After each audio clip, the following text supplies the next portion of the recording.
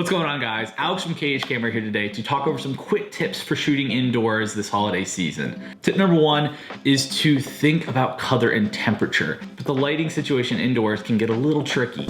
That is where the presets in your camera come in handy for white balance. You can even take manual control with something called Kelvin white balance. Tip number two is to keep your photos interesting and dynamic by switching up your vantage point.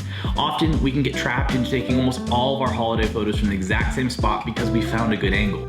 But we're here to tell you that if you can get around to different spots and try out different things, whatever you have to do to get those amazing detail shots or portraits of your kid ripping open their present on Christmas Day, those are the shots that you're gonna look back on for years to come.